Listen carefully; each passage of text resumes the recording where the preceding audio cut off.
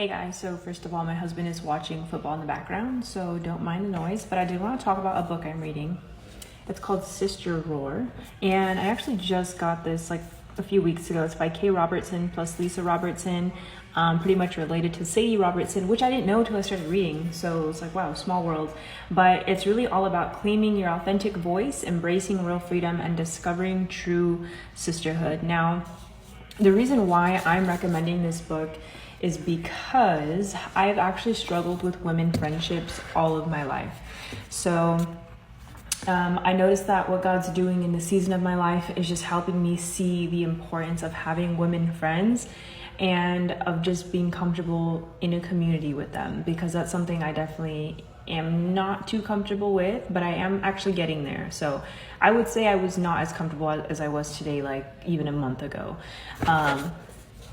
But yeah, and it also helps to understand why your story helps you to develop a voice, right? Because I feel like a lot of us have, we have trauma, we all have our own, issues that we deal with day to day, and we think that they're not relevant. But at the end of the day, someone is waiting for you to confess a sin so that they can confess theirs, and you guys can share in this unity and in this sisterhood, and just being okay with not being okay all the time, and then also sharing your story, because you sharing your story can help someone else feel like they're not in an anomaly. And a lot of our stories, because of our trauma, a lot of our lights got snuffed out.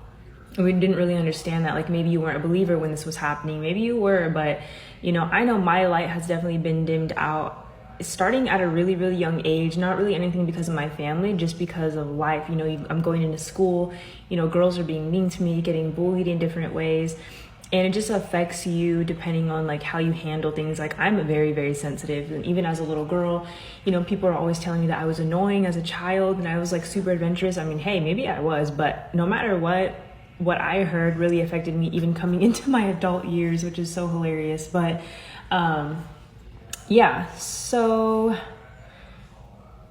you need to read the book, because it's really going to help you find your roar, right? It's called Sister Roar. And I didn't realize that I was already kind of doing this with telling my story over the years and like creating a YouTube and an Instagram and all that stuff. But it's really helped a lot, and I know that it will help you too. And I understand if you're someone who is not really open to women friendships. I wasn't either. So we can go through this journey together. But go ahead and get this book and tag me if you get it, and let me know what you learned from it, so we can all learn from each other.